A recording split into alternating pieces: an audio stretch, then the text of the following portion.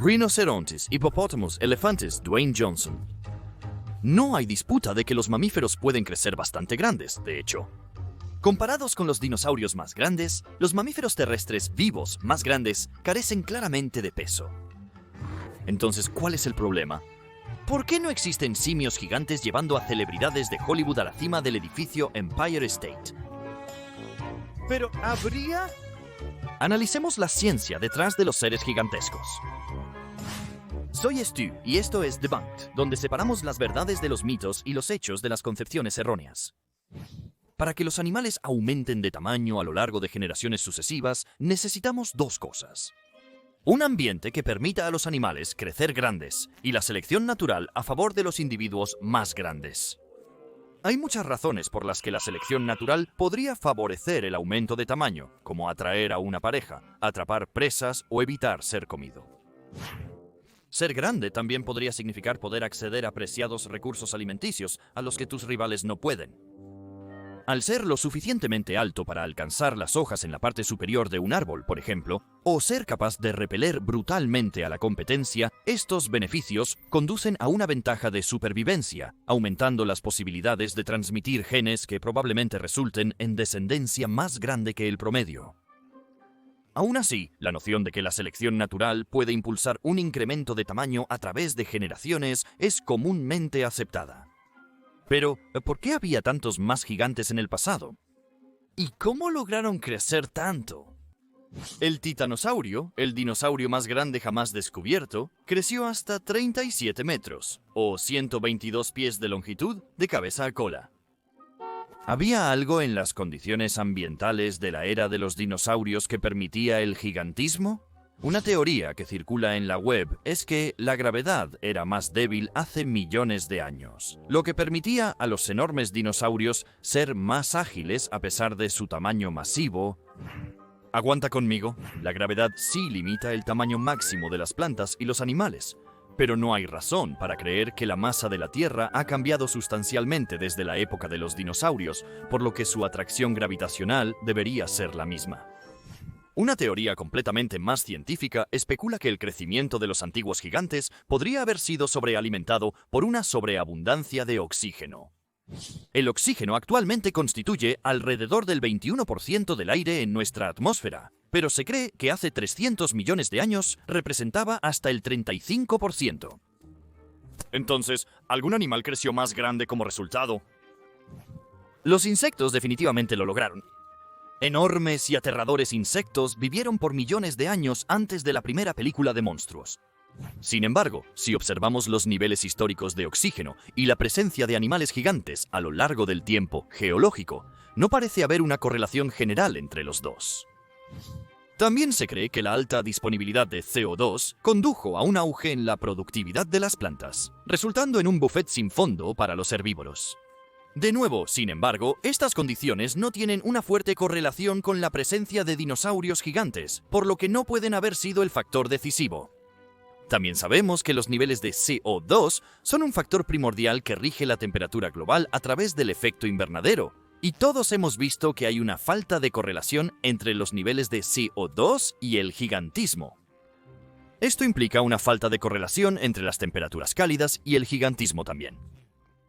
Parece entonces que, aunque factores como la concentración de oxígeno, la temperatura y la productividad de las plantas podrían haber ayudado en el camino, no son suficientes para explicar por sí solos o en conjunto la aparición de enormes dinosaurios.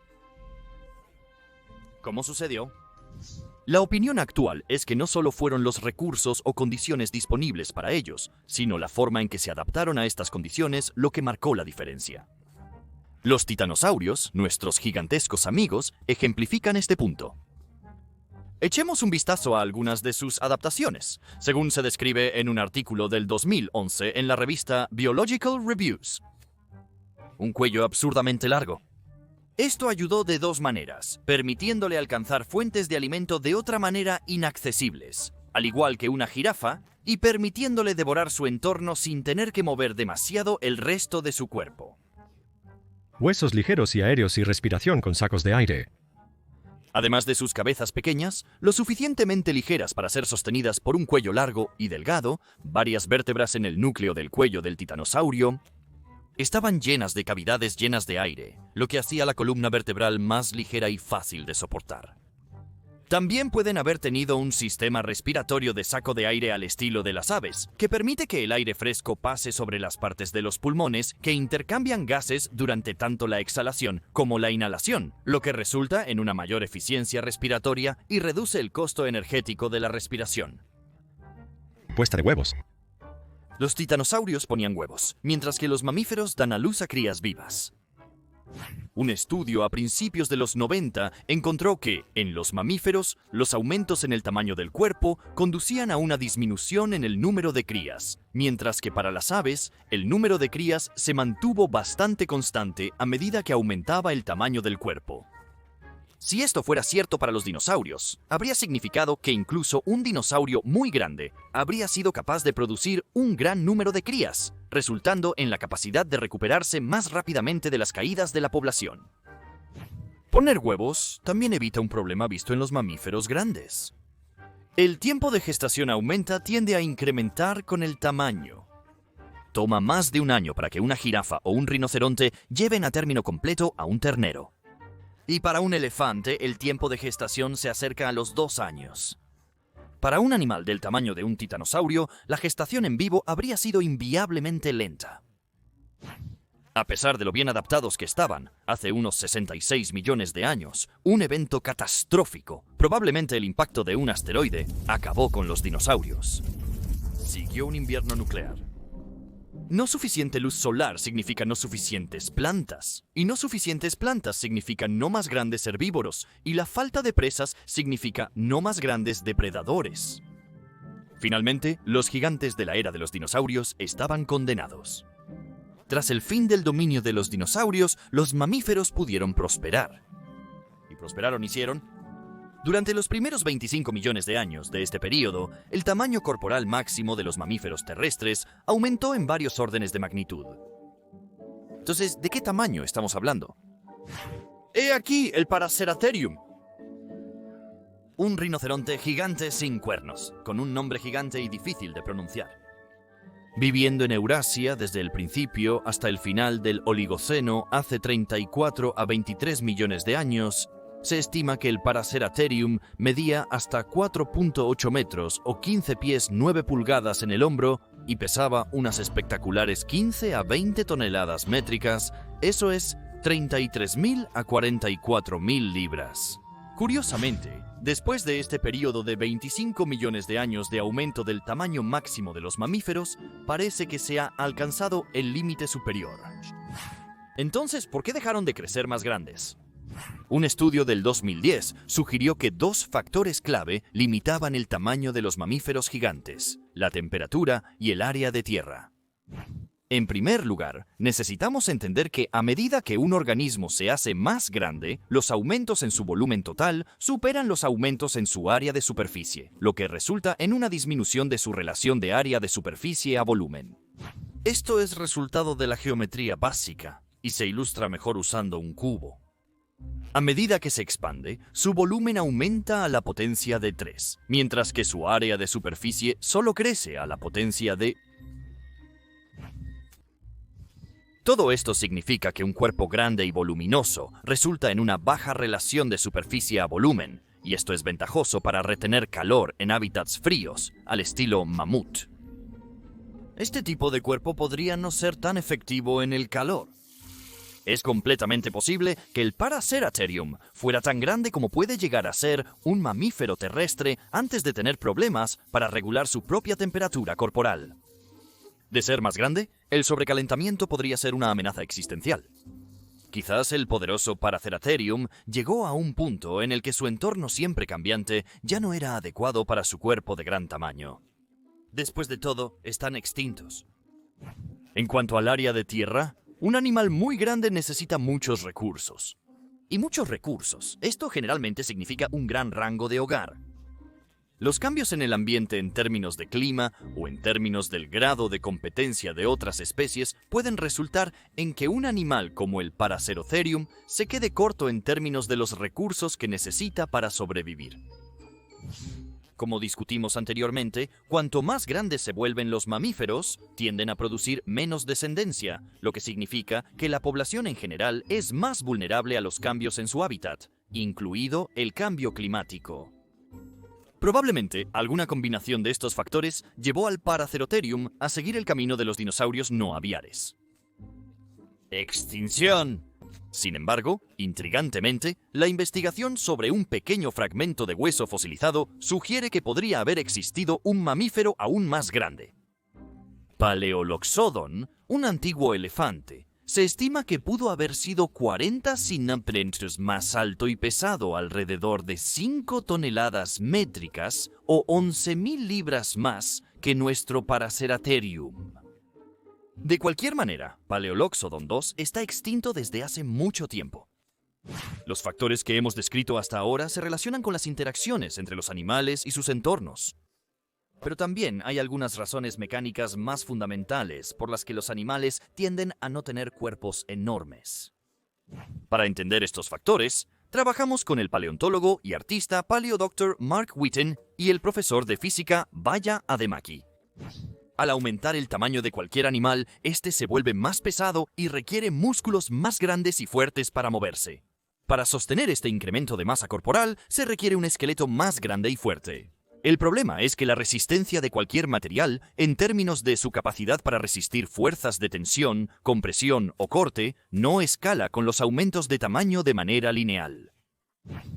Como demostramos con nuestro Paraceratherium, el tamaño general de un animal, su volumen y masa, es una cualidad tridimensional, mientras que el área de sección transversal de los huesos que componen su esqueleto, una propiedad que determina su resistencia, es bidimensional.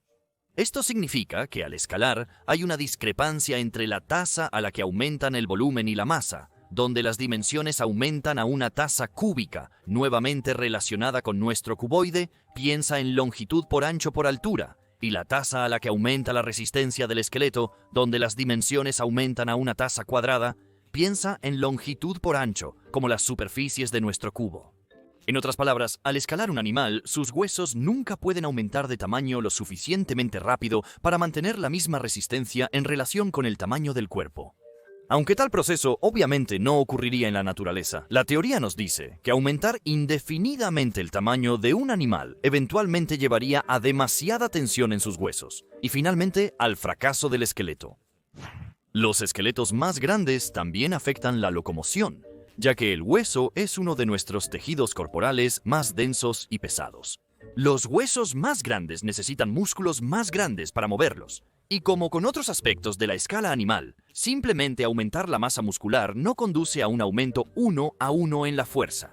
El tamaño del músculo, la velocidad de contracción y la potencia de salida en realidad escalan a un ritmo más lento con respecto a la masa muscular, de tal manera que agregar más y más músculo no conduce a aumentos proporcionales de fuerza, por lo que escalar un animal indefinidamente eventualmente crea un cuerpo demasiado pesado para moverse. Por lo tanto, hay un ciclo en la escala animal. Un aumento significativo en la masa corporal requiere un esqueleto más grande y robusto, que necesita músculos más grandes y fuertes para moverlo, que a su vez necesita un marco esquelético más grande para soportarlos. Esto significa que en realidad, los cuerpos de los animales tienen un tamaño máximo cuando la relación entre la masa corporal y la fuerza esquelética está al máximo. No hay un límite de tamaño superior universal para los cuerpos de los animales. Sin embargo, ya que el umbral de tamaño superior depende del plan corporal específico. Un corredor rápido como un galgo o un guepardo nunca podría ser tan grande como un hipopótamo o un elefante, porque dependen de tener músculos relativamente fuertes y potentes, y patas y esqueletos elásticos para impulsarlos. Por el contrario, los grandes herbívoros como los saurópodos y los elefantes no necesitan moverse rápido y tienen esqueletos adaptados para la estabilidad y la carga de peso sobre la velocidad y la potencia relativa. Entonces, ¿dónde deja todo esto a Kong? Honestamente, lo más probable es que lo deje más allá de los reinos de la posibilidad.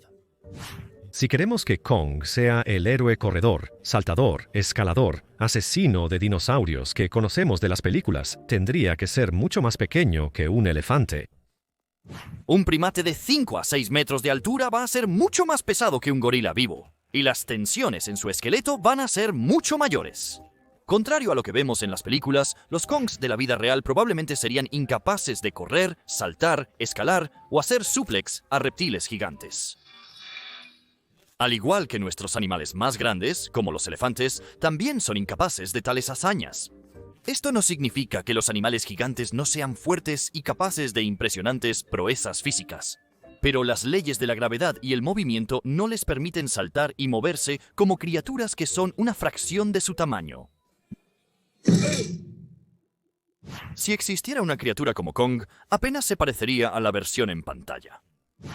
Según Witten, si los Kongs siguieran los principios de escala de los animales reales, sus cabezas serían proporcionalmente pequeñas, como lo son en todos los herbívoros gigantes.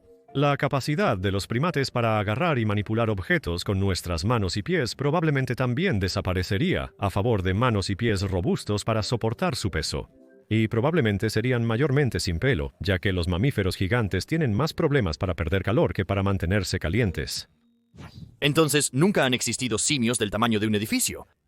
Eso no descarta a todos nuestros grandes simios en pantalla, sin embargo. Echa un vistazo a este tipo. Aunque esta encarnación fantásticamente enorme de King Louie es obviamente otro producto de la imaginación de Hollywood, hay evidencia que sugiere que este simio de gran tamaño está más firmemente arraigado en la realidad de lo que podrías pensar inicialmente. Nombrado Gigantopithecus por razones obvias, el primate más grande registrado caminó por la Tierra desde hace aproximadamente 2 millones hasta 350.000 años. Aunque estaba más estrechamente relacionado con el orangután, habría parecido más a un gorila o a Kong. El primer persona en descubrir restos in situ de Gigantopithecus blacki, el paleontólogo Pai Wentong, estimó que habría tenido una altura de aproximadamente 3.7 metros, alrededor de 12 pies, lo que lo haría más del doble de la altura de un gorila macho de espalda plateada promedio. Sin embargo, eso fue en 1956, y estudios más recientes han reducido las estimaciones a alrededor de 3 metros, o 10 pies, y un peso en el rango de 200 a 300 kilogramos, o 440 a 660 libras, lo que lo hace aproximadamente 1,5 veces más pesado y más alto que un gorila macho de espalda plateada promedio. Aunque 3 metros es a menudo citado como la altura del simio, incluso por las publicaciones científicas más populares, nuestro experto cree que estas estimaciones más bajas aún constituyen una exageración del tamaño de Gigantopithecus. Los restos descubiertos hasta ahora son escasos. En realidad tenemos miles de fósiles de Gigantopithecus, pero la mayoría de ellos son dientes, así como 4 mandíbulas inferiores incompletas, material insuficiente para medir con precisión el tamaño del cuerpo. Los dientes y fragmentos de mandíbula son grandes y deben haber pertenecido a algo del tamaño de un gorila o más grande, pero Witten siente que no podemos ponerle ningún número en este momento. Las estimaciones aproximadas de 200 a 300 kilogramos se superponen con el tamaño de los machos de gorila especialmente grandes, tamaño récord en la naturaleza de 267 kilogramos o 589 libras, por lo que podríamos estar hablando de un animal un poco más grande que un gorila, pero no mucho. Si estamos dispuestos a indulgir en un pequeño experimento mental, ¿existe algún conjunto de condiciones bajo las cuales Kong podría existir? El profesor Brian Cox razona esto. En un planeta como Marte, dado la misma resistencia ósea, los animales podrían ser más masivos porque la fuerza gravitacional de Marte es aproximadamente 1/3 de la de la Tierra. Esto permitiría, en principio, que animales más grandes deambulen por el planeta rojo. Kong y su especie también necesitarían un vasto espacio para deambular y una enorme cantidad de vegetación frondosa para comer. Si estuviera realmente fresco, ayudaría a evitar el sobrecalentamiento. Tendría que haber suficiente competencia para que ser grande fuera ventajoso, pero no tanta competencia que ocurriera la extinción. Y por último, pero no menos importante, necesitaríamos algún tipo de mecanismo por el cual se previnieran enormes erupciones volcánicas, impactos de asteroides y otros eventos de extinción que ocurren naturalmente. De cualquier manera, probablemente se parecería más a esto que a esto. Sin embargo, en la realidad del presente hay esperanza para al menos uno de los gigantes mamíferos de la historia. George Church, un genetista de Harvard, ha estado trabajando en un proyecto que espera resucitar al mamut lanudo. Si Hollywood nos ha enseñado algo es esto. Si la ciencia nos brinda la oportunidad de resucitar enormes animales prehistóricos, definitivamente deberíamos hacerlo. ¿Qué podría salir mal? Gracias por ver.